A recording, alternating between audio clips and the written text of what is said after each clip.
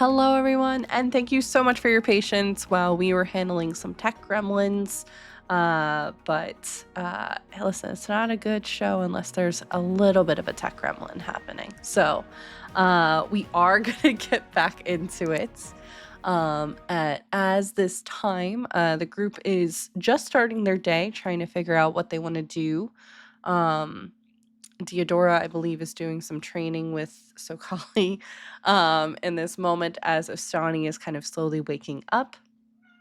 And in this moment, as we are picking up, Corbin and Rory and Blackstone are having kind of a meeting of the minds as a new understanding is happening, as well as Rory gave an apology to Corbin, who did not know what an apology was. And that is where we're going to pick up, as I believe, Sin, you had mentioned you were showing a number of different visions of you working at your desk, and otherwise when we had to cut. So we will pick up there if you are okay with that. That's fine. All right. Oh, one more thing, Corbin. You should know. Blackstone is working, as it were, but he isn't gone. He hasn't particularly gone anywhere. He just has a lot to look into, and I imagine they will have a lot of things to do when they get back. So, Okay. looking Is he at your mad at me?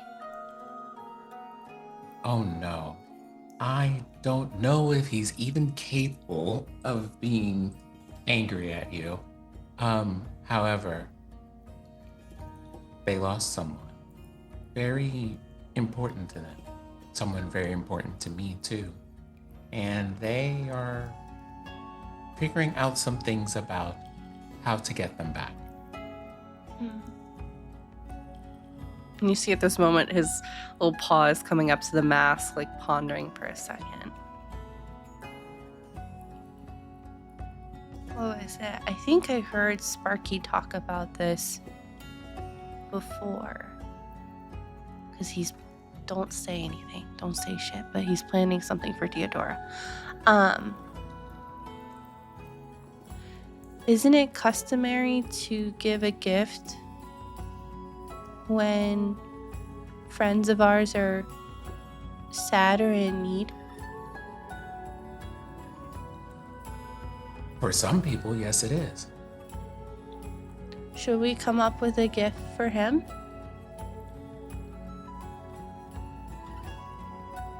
And I guess you too. You kind of see his head cocking as he's trying to like figure out the logistics. I think there is a bit of a warmth here because Corbin has said we should create something. Mm-hmm. This is a thing that Rory enjoys. So, well, if you think making something for Blackstone would be a good idea, I would love to help you make something. Mm-hmm. Kind of nods. You could do that, and I guess he gets up, and you see him extending a paw outwards. I'm Corbin. I extend a finger because I think my hand is too big. It's massive. And he shakes. Well, Corbin, it is nice to meet you. My name is Roridir Tave Blackstone. The Blackstone that you know is named after me. Whoa, so you're like his dad? After a fashion. Fashion? You see like the little thought bubble of like clothes pops up as again he's trying to... This poor little mouse is trying to understand concepts that are very much over his head. You know something, Corbin? I do like learning new things, so why don't we do this? And I use minor illusion. I will make some. I will make some things for you to build things with so that you can learn something new. And sometimes you can teach me about fashion. Okay. Kind of nods. And then you see him kind of looking over and then looking you up and down and goes, well, we got to figure out what your sense of style is, because right now this is all Blackstone. This isn't Rory. This is true, but He's like, let me think on it. Let me think. I will say it is kind of important that I do look like Blackstone sometimes, because a lot of people right now think I'm Blackstone, and that is keeping us very safe at the moment. Sure. I mean, I'm not. And he kind of looks at the discarded boa. I'm not suggesting you wear that thing. I don't even know what that is. I'm not suggesting that, but you know, I'm wearing my jacket, but and it looks like yours, but I'm wearing it with my style. Mm-hmm. And you can see that it's subtle. There is like a little bit more of an intricate design kind of woven in on it. Mm-hmm. You can have the same cloak, but just be slightly different. Because otherwise, how are we supposed to tell the two of you apart? It's very confusing. I'll see what I can do to make that less confusing. Okay. And you kind of see at that moment he like starts to take the little mask off, and he's looking very tired. He's like, I'm gonna go back to sleep now. And he severs the connection as he leaves the call, essentially. I just kind of watch him drift off into familiar space. Well, that is one less thing for Blackstone to be upset about when they return. And we join back up with the rest of the group at this time. The day is yours. I think at this point the room has warmed up a little bit because of the sun that's kind of peeking through the windows. Still a bit cold, so you'll probably have to dress warmly as you start the day. You all had mentioned you wanted to do some investigative work. So, where are you going? I can't remember his name. There was somebody who had disappeared and then come back. The only person who had disappeared and come back. Correct. Let me pull up that name on my ever-growing list of names.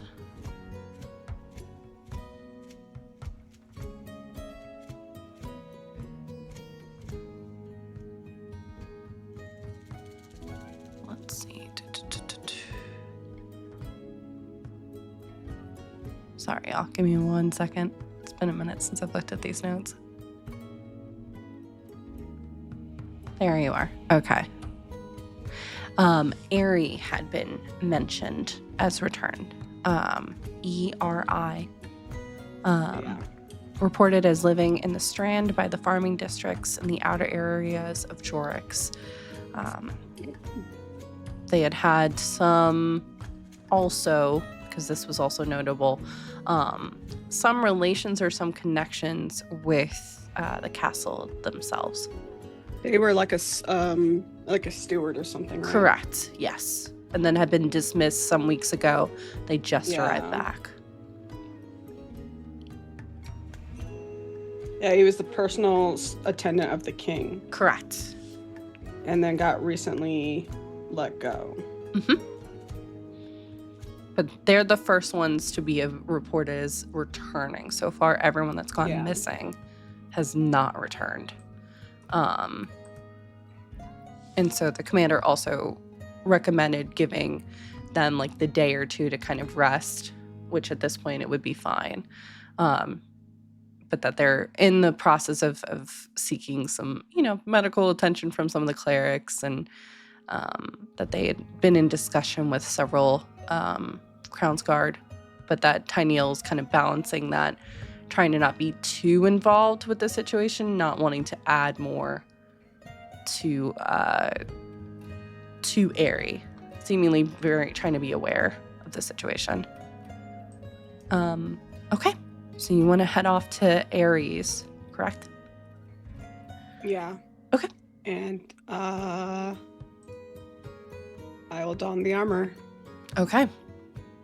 Can you roll a d20 for me, please? No. Okay. I just refuse. Okay. And I can do that. Okay. my once a session refusal.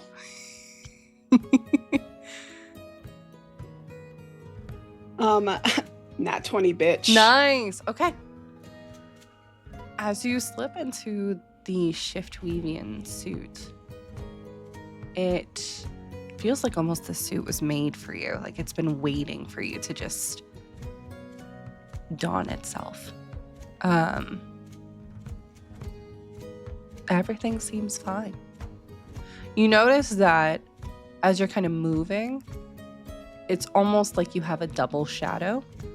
And the rest of you can kind of notice this as Theodora, as like maybe a hand is moving. There's almost like a fraction of an echo behind, as if your shadow is extending slightly.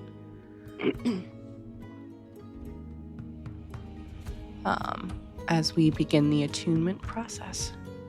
So, and I think I'll also take like my sigil of the Crown's Guard and put it on. okay. I'm gonna pose as a cop.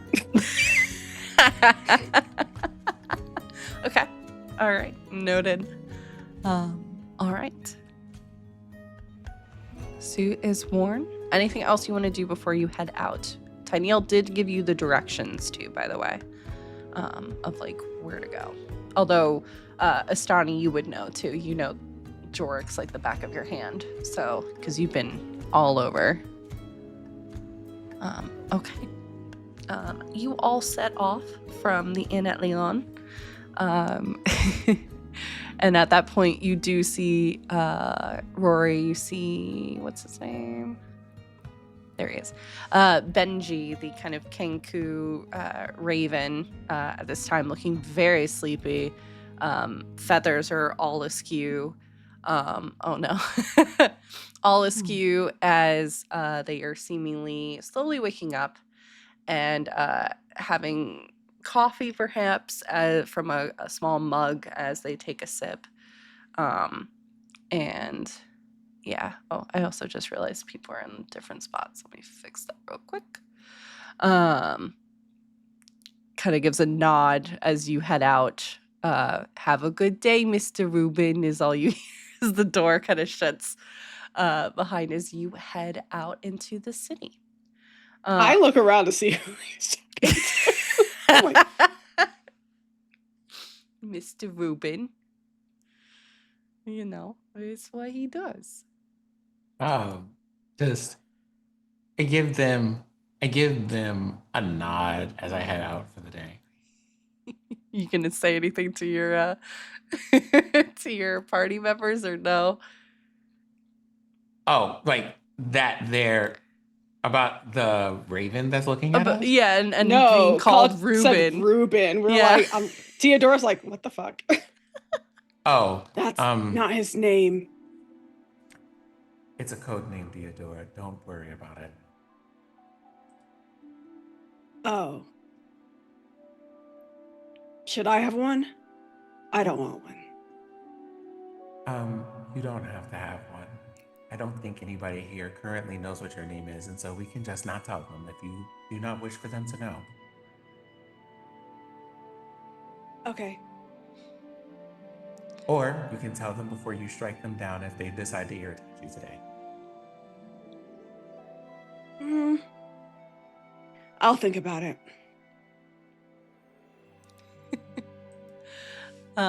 As you all walk, you can see at this point, and kind of hear too, in the slight distance, as you're not as close as you once were, but the grotto, the marketplace, is definitely picked up, as it's probably at this point right around 8 or 9 in the morning. You can hear in the distance the sound of some kind of bell, possibly coming from the docks. While you don't see any ships moving in, you can imagine that they're still trying to keep business as usual as much as they can. Everyone's dressed as warmly as they can be. You're seeing kind of a menagerie of, in this moment, of different kind of clothing, but also at the same time, wealth too. You see some that are finely dressed in very fine cloaks, nicely made, whereas in other cases you see others that are more of like a patchwork cloth that have been kind of quilted together, to some that are just wearing extra like shirts and things that they've kind of pulled over and wrapped around themselves. Very, very busy as you are moving about. Who is leading the charge as you all are moving? I'm imagining Astani, but... Yeah, I would assume Astani. Okay. Astani, are you there? No, I'm here. Okay. I'm sorry, Mods. Can you roll It's a okay. D20 for me, please? I can't do that. Okay. Hey, Mercury. The 5. 5. Okay. You're having a little bit of difficulty. You didn't get maybe as much sleep as you wanted, plus waking up in a different space. Everything's just seeming a little bit louder than it should be. And even on this kind of slightly rainy day, just a little bit brighter than it's supposed to be. I think that paired with maybe the pressure that is maybe on you, from not only Keeper Reyna, but also the pressure that you tend to put upon yourself, is kind of leaving you a little bit distracted. So there are points where Astani kind of leads the group into a couple dead ends, or almost walks into a cart, as they're kind of absent-mindedly moving about. It does take you... You could go around here and here and... I think at sorry, some one point, second. when Astani runs into, I don't know, the third cart, Oh, I'm so I think sorry. Deodora Sorry, ma'am. will take the map that was given to her by Tyneal and maybe just was like looking very at it upside down just for subtly- 1 second. Just... Yeah, okay. I just pluck it out of Astani's hand and then I start leading. Okay, can you roll, go ahead and roll a D20 for me, and if you would like to do investigation with that, that's totally fine.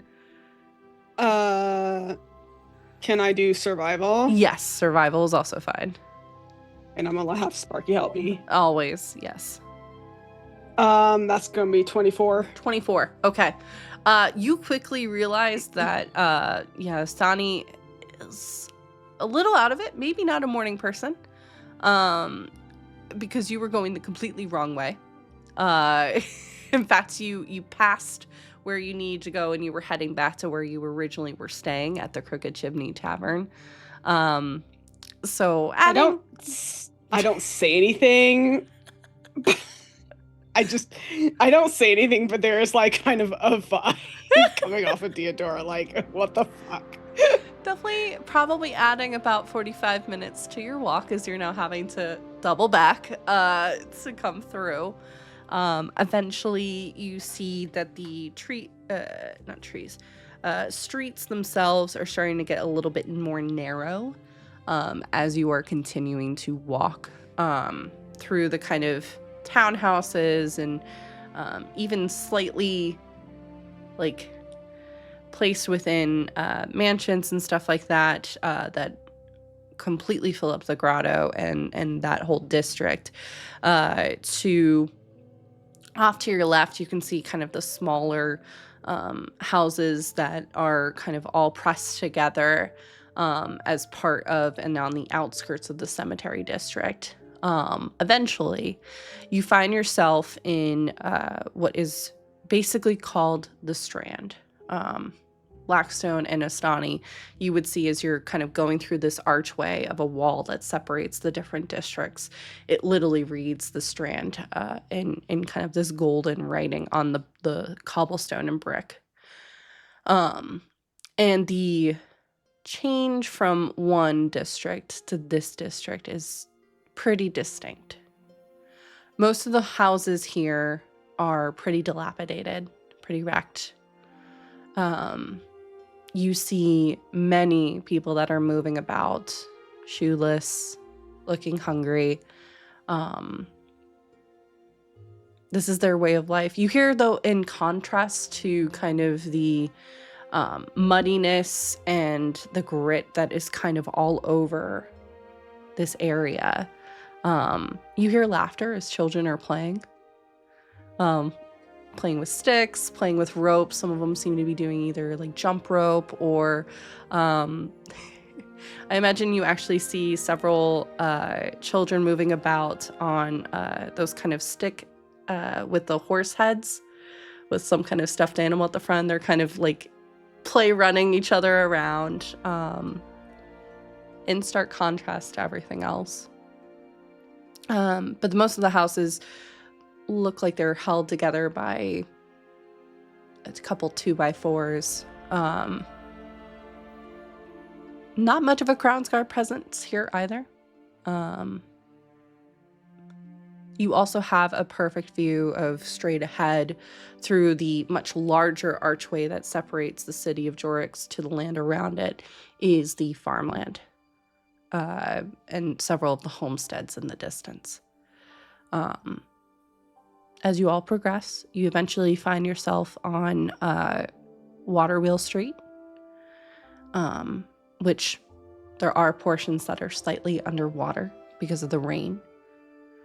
And you see on the 5th house on your left, Theodora, is a small kind of shack. And this is what it's marked on the map as Aries' house. You do see several candles that are kind of lit within the windows. There you can hear, and you do hear Sparky kind of not woofing, but kind of just giving that acknowledgement of there is something going on over there. There is definitely movement. There is life that is happening there. And you do see every so often it looks like a woman who is dressed in similar style, though not as ostentatious as Astani, moving about in front of the windows. Seems to be some kind of cleric that's trying to offer aid, for instance. I think it's like we're moving through this area and just seeing like just how stark of a difference it is between where we were, and we were in like a great area. Yeah. But it's still better than this, and just seeing like literally there's like a line of demarcation in the city. And there's this hill of like rich people that just overlook all of this. I think Theodora feels even like she already kind of felt disgusted with the city just because of like just that clear like classism, but like seeing it like fully, it's like she's like disgusted with the city right now. Like, how could you let the people who work for you, the people who like, I bet all these people probably work in those farmlands, like, you know, or like somewhere like who serve the king, but they live in this type of like in this kind of like squalor, and like yes they're happy, but like it's just like she just doesn't understand like how you can see this and just let it happen. Mm-hmm. And not want to help. And I think too, I'm not going to make you rule for it, but you've heard Commander Tyneal talk about the Strand and how he wishes and does try to do as much as he can. But oftentimes, and as you've seen within the last 24 hours, he sometimes has his hands tied with the higher ups not having the city's interests at heart. So there is definitely a distinct difference between people that really enjoy and support Tyneal, and especially now in the last couple of days, the dislike against the crown and the other higher-ups. Unfortunately, though, some people bring those two together because Tyneal's not able to do more. So Right. you do hear that as you're kind of walking to that, people are talking about that pretty openly, and especially since they don't have to worry about being censored, I would say, and ramifications of that versus if they were speaking like this in the Cloud Top district, for instance, probably would send a different message. Yeah.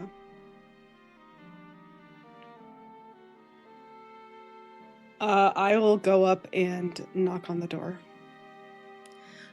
You knock on the door, and a couple moments later, the door kind of slowly opens up, and you see a woman with kind of sharp cheeks, very kind of darkened eyes, looking very tired, if anything. Hair is kind of tied up in a loose bun, with hair kind of messy and out on all sides.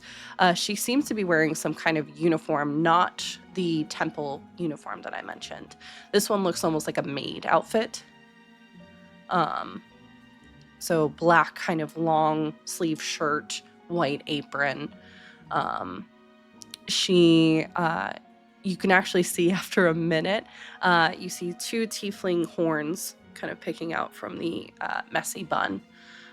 She has a blue, like sapphire complexion,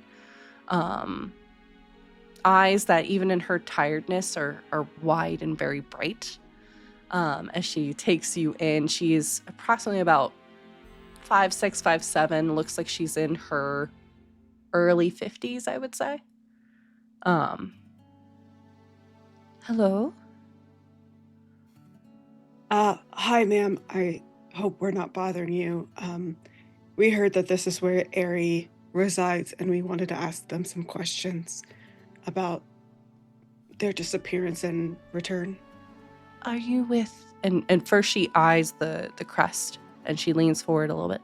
Are you the one that Tyneal mentioned? Yes, ma'am. Perfect. Come in. Do you want any tea or anything? I'll have water, thank you. Of course. And she kind of opens the door. You see the floor is not completely flat. It's at a slight angle as you're kind of coming in. But you're immediately coming into this entranceway, and there's a set of stairs that go upwards.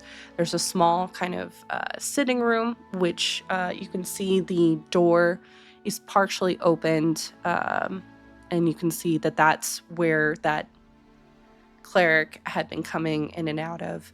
It smells pretty good, although it smells, I would say, Deodora, you and actually all of you would pick this up immediately. Medicinal herbs are overpowering in this house. Like it's almost as if this house was doused with it. As you were walking in, very dimly lit house as well. But she kind of ushers you in. Did you want to go right in, and I can bring you your refreshments, or what do you need? What can I help with? I am, by the way, I'm Clara. It's nice to meet you. It's nice to meet you too. I'm Deodora. These are my companions, Rory and Astani. It's an absolute pleasure. I do want to go in and speak with Ari, but I would want to speak to you first. Sure. Just wondering, the night that Ari disappeared, did you notice anything strange? And you kind of know she gets a little bit quieter. And you can hear faintly from beyond that door, it sounds like panting as this is kind of happening. And you kind of see just a twinge of like, kind kind of like, I'm blanking on the word. When you're in pain. Like a grimace? Thank you. That's the word I was looking for. It just was not anywhere in my head. Thank you. Just a grimace of that kind of shooting through her for a second. Why don't we talk back in the kitchen and then you can go in there. You kind of see her eyeing that door before going back in the hallway towards the kitchen. And as she is quickly busying herself with water and any other refreshments that Astani and Rory you wanted, you see her kind of pausing, her hands shaking slightly as she's pouring the different glasses, putting out some snacks as well to eat. They were late. We always eye clean for one of the noble families up in the Cloud Top district, so they usually come down from the castle and then we walk together back here to the Strand, and they were late. My Aerie is always extremely punctual. In fact, they they tend to get worried if they're early, if they're not early enough. Always eyes on the clock. And they were late. At first, I thought maybe they were held up. They had mentioned that they might be getting some kind of promotion, so I thought maybe they were celebrating, but usually Aerie sends a message, a raven or something to me to let me know, and they didn't. So it was my husband actually came to collect me, and we came home thinking Aerie might join us later, and they didn't.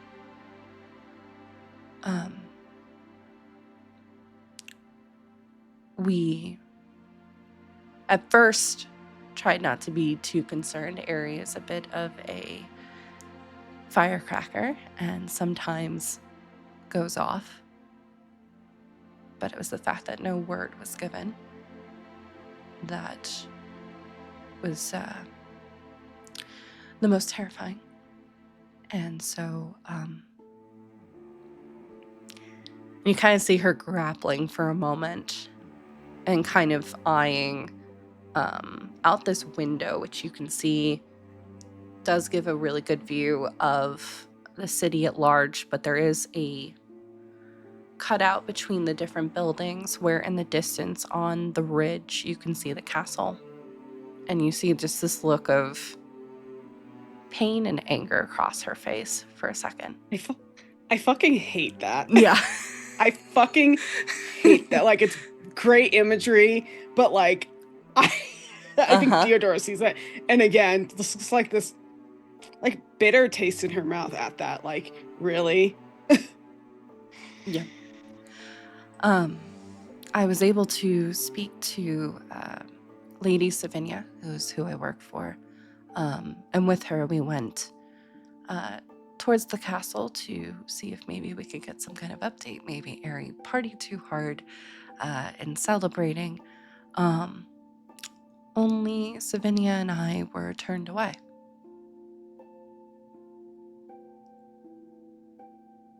And told not to ask questions. Who told you not to ask questions? It was one of the Crown's guards up there, not under Tyneo.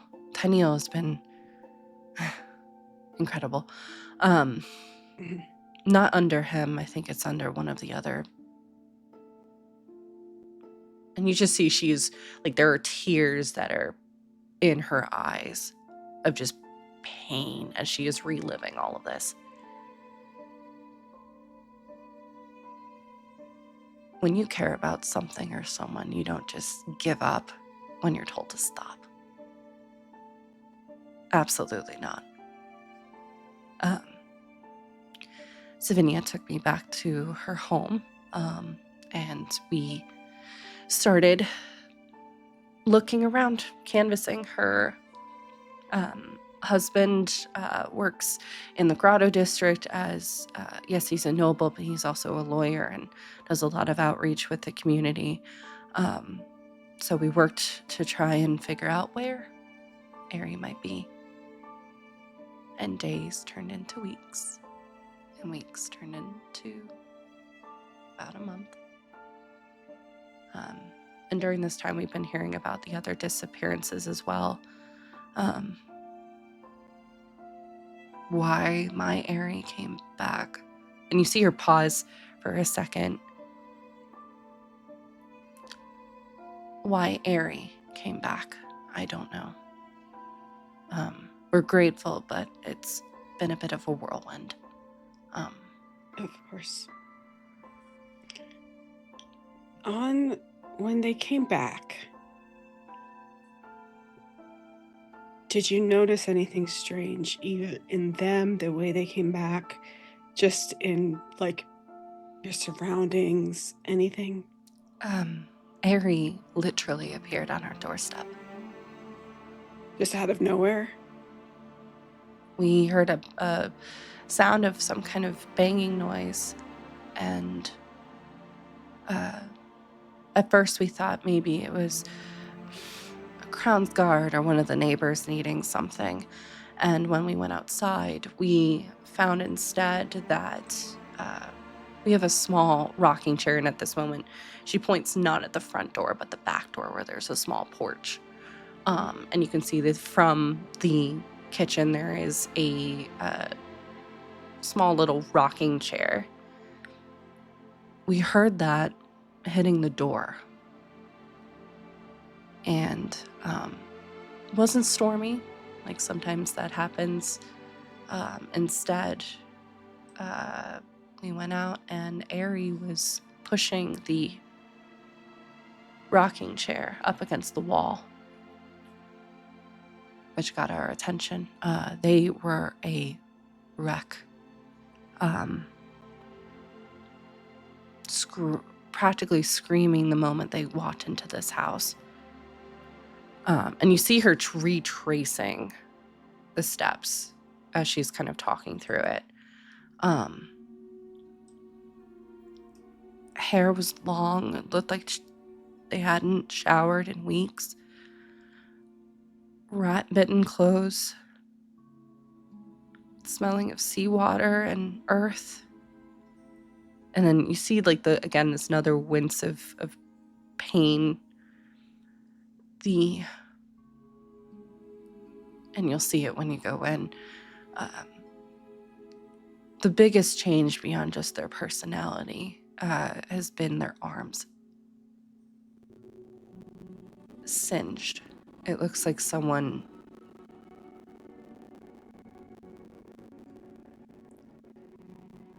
held flame over them or something. And there's these blackened markings all over them. That's been causing them the most pain. And at that moment, you hear like a grunt from the frontmost room again. We haven't been able to get too much out of them beyond that. Every now and then they start muttering nonsense that we haven't been able to piece together. What have they been saying? Something about a full moon and the hour of the beast is what we've been able to pick up so far. They keep mentioning too they need to go back to the graveyard. I'm not sure if they mean the district or if they were somewhere else. I'm not sure. But, or if, and you see her pausing as like another thought, or if they are wishing for death with how much pain they are in right now. But nothing has been making a lot of sense with them. Ari, and you see her kind of looking again towards the window, but underneath it is a small kind of sketch, not full portrait of, you see Ari with short hair that's kind of been braided around the top, almost like a small crown, bright kind of red eyes, but happy looking. Small horns as well, kind of reminiscent of her mother, and then a human father. She's kind of standing in between the two of them. And you kind of see her tuck a piece of hair behind her head before walking over to the portrait and kind of wistfully running her hands along the portrait itself. Ari is a firecracker, as I mentioned, but one full of joy. She was the type that if she stubbed her toe, she laughed.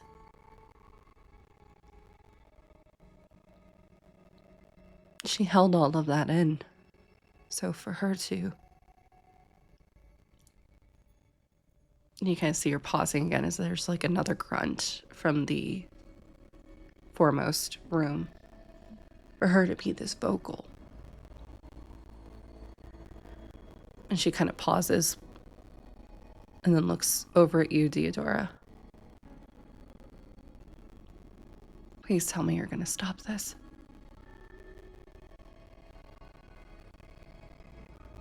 There's like no hesitation, and I think I know, even saying this, that I may be making a promise that I might not be able to keep, but I look at her and I look at the portrait and I think just about everything that we've been through, the people who've been lost because of other people's machinations, and even just thinking about the people in this area who are suffering and nobody's really taking care of them. And I look at her and I say, I'm going to stop it. We are going to stop it. Thank you. Kind of just see a little bit of relief, but also like she is not also allowing herself to fully believe that too, just knowing the kind of double promise that's there. Ari has changed, but I still have the clothes that they were wearing. Sorry, because there's a rainbow in the kitchen. If we can look at those clothes too, I would appreciate it. One, I have just, well, for now, one more question. I might have another question, but Sure. You said that they had mentioned getting a promotion. Yes. What was the promotion? Ari didn't get into specifics about what the promotion was, but from going to a personal steward to the kings to perhaps Ari wanted to go work for part of the cartographers guild portion. Has been studying maps, and you kind of see her eyeing upstairs for a second. So we were hoping that perhaps this was allowing for her to do some kind of internship or paid training for her to be able to do that. She wants to see the world. And did she say who exactly told her she would be promoted? Or given an opportunity, rather? She is a bit of a... oh my god, sorry, y'all. Words are hard for me today, apparently. She was worried that if she spoke it into reality, it might not come true. She's a bit superstitious. So she didn't really say anything of it until she was walking out the door that today she might be getting a promotion. So no.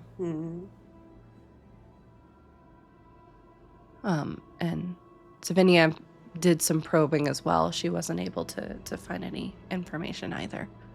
And she's very well connected within the courts. Within the courts? Theodora, Yes. just as a note, Mm-hmm. I have some alternate means of helping you investigate that information once we talk to Ari, if you're not able to find it out before then. I think Theodora just sort of nods. Yeah. In the court, Ari was personal steward to the king.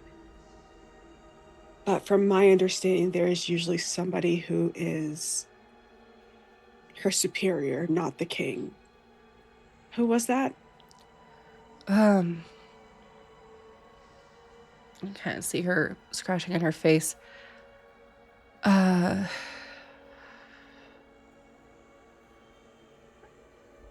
don't really recall his name. I can picture him. He's part of the military.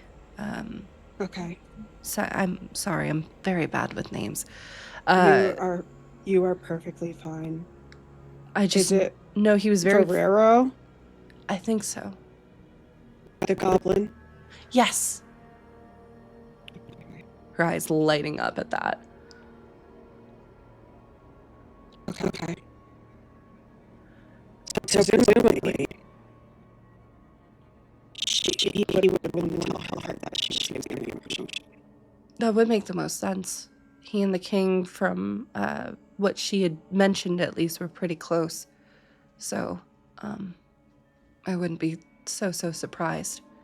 He typically had to do most of the interviews for anyone that was coming from other districts up to the castle anyways, just to make sure we weren't, no spies were being hired or otherwise.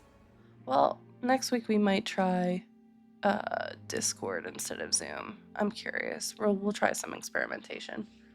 Okay, we'll give it a couple more seconds and then we'll head back in. Thank you for your patience, everybody. So I'm wondering if it's Zoom, and if we just, going forward, maybe we'll try Discord with OBS and see if that fixes it. We'll try it. Right. Thank you. Okay, Let's try. Let's not. Let's fucking not, because next thing you know, it's like, Fair fucking stacked me. And I'm like, well, I don't know what the fuck I'm supposed to do about that, you know? You fucking kidding me? You were saying Fair is also sounding good, is what they were saying. So, you were in the middle of questioning, saying that. Yeah. Yes. I don't want to make assumptions here. And I don't want you to either. But it seems like maybe the person we need to talk to is Ferrero, based on what we know right now. That sounds great. But first, we'll talk to Ari, or try to. Okay. I do have a question. Sure. Since Ari has been back here, has anyone from this kingdom, the court or the military, been by to see about her? Tyneal stopped by, in disguise, but, otherwise, no. No. As Lady Savinia's giving me the week off, still paid, and is going to be dropping off some food, to help out. But no. How long has Ari been returned? Couple of days. It'll be the fourth day tomorrow. So she's been here for 4 days, and no one yet knows that she is here? No. We've been keeping it discreet just in case, one, give Ari some more time to heal, but just in case her release wasn't an accident and she got out on her own, not wanting to draw attention. If you don't mind, and I pull out a piece of chalk, Sure. and I start drawing on the floor. Oh, I'm going to take the okay. You see, you're looking like, oh, I just cleaned that. I promise you, they will clean it before. Okay. Leave.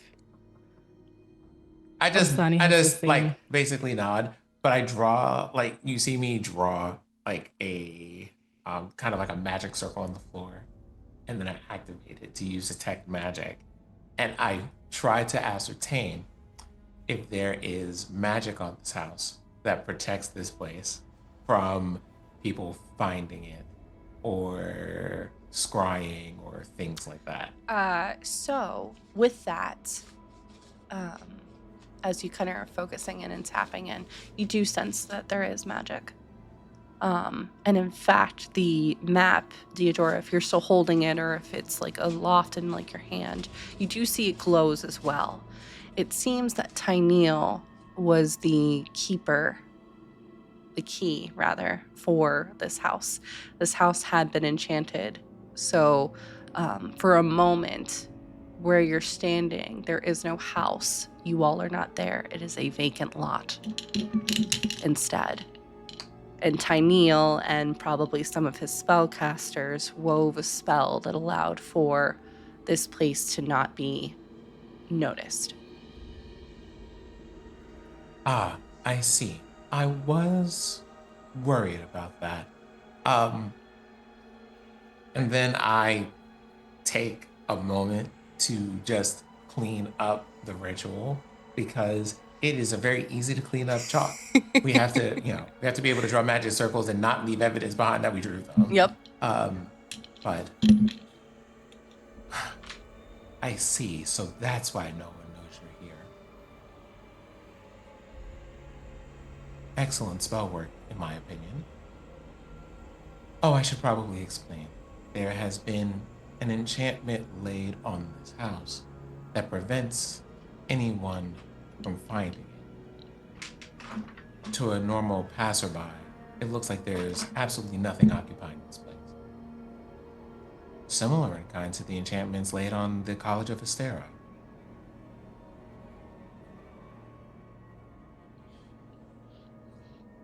Good to know. Hopefully, maybe we should not discuss it further. Just in case. Let's speak with Ari, and then you said that they like to draw maps? Yeah, she's quite talented.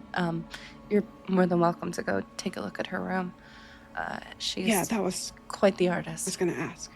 Okay. After we speak to her, I'll take a look at those. Just in case. Yeah, whatever you need. I believe, and she looks at you, Astani, kind of again. I think you are also a cleric, correct? Yes. They were just fully taking notes, and their face is going from they're writing on the floor to they'll clean it up later to Oh no! oh my god. Why did I even That open was so my mouth? mean. That was so mean. That was so rude. I was sitting here. That was anyway. homophobic. That was just rude. I think Osani is just a cleric. One cleric not from your temple. They're with Tyneal, but they kind of focus in on all of the different gods. Has been offering aid as well. That's the only other person that's been here. But Tyneal literally brought them here. So their name is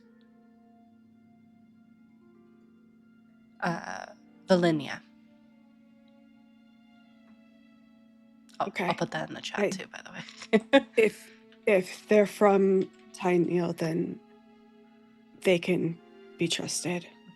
He's very discerning about who he lets into his inner circle. She's been great. I believe she's been the one that's been doing the medicinal herbs. Otherwise, the other stench is quite strong. So just, you kind of see her pausing and looking at each of you very meaningfully. If I could just ask a favor to not further stress out Ari, although Ari may not even know you're in the room. If you could just keep your reactions to a minimum. I don't want to further stress them out.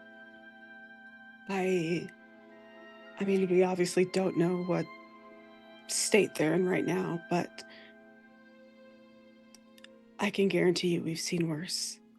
And you see that she looks sad for all of you. I appreciate it, and I'm sorry. But and you mentioned the smell? The medicinal herbs are covering it up, but Is it their skin? she just nods without even saying a word. The burns? Yeah. Okay.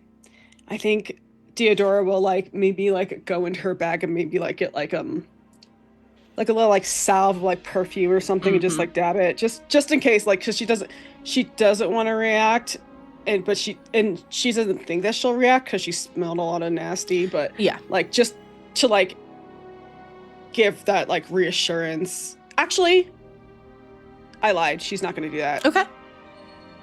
Because she wants to be able to smell what it is. Gotcha. Understood.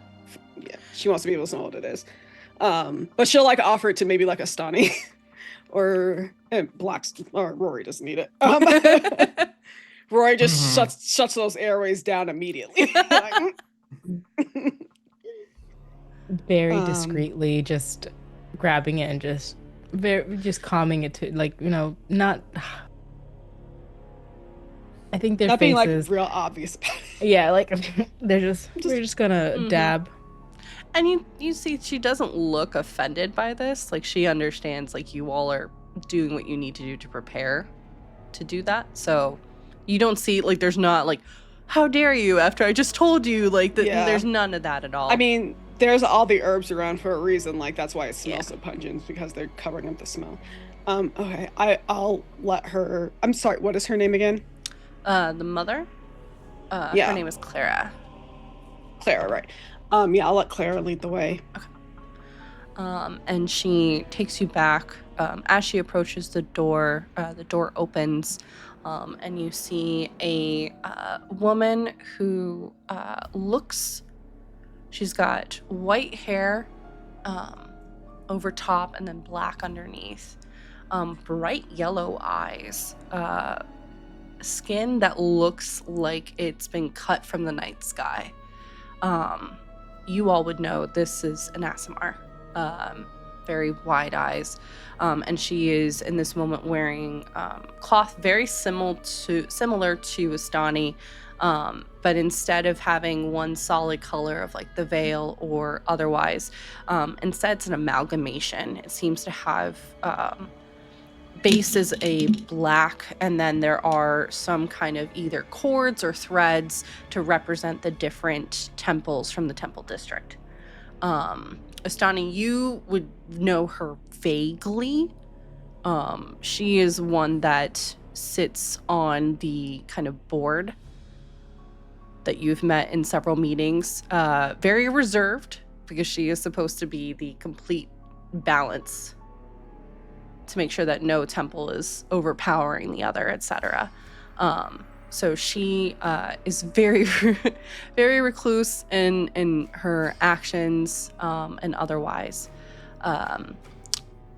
She comes out and she's carrying this basin, which is clouded with black and purple water. Honestly, it looks like if you ever go to the beach, or if you are in a pond or something like that, and you pull up from a bucket, sometimes how the water is very clear or the sand is silty. The silt. Yeah, this is completely murked out. It almost looks like mud, blackened out with the purple and the black. And she and immediately that same kind of smell of medicinal herbs hits each of you. If you would like to tell what this is in terms of the liquid, you're welcome to do some kind of medicine check or survival check. I will allow. Okay. I'm up. Sparky, help me. Okay.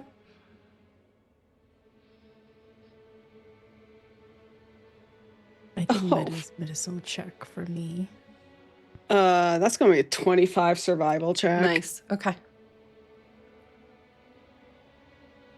It's a 18 plus 8. Oof. 26. 26. Nice. Hey, handshake. Hey. High rolls. And Rory, did you want to know or no? That based on the roles that you suggested, right? Mm-hmm. This is one of those Rory is willing to let their companions kind of like do the nosing about for what these are.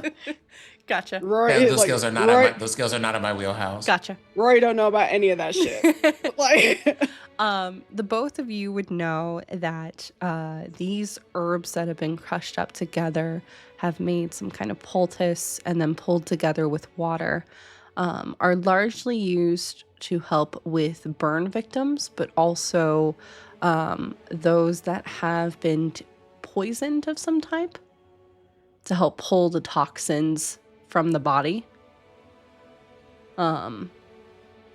It's almost like if you get a splinter, putting syrup on it will push the splinter out naturally, and allowing your body to heal.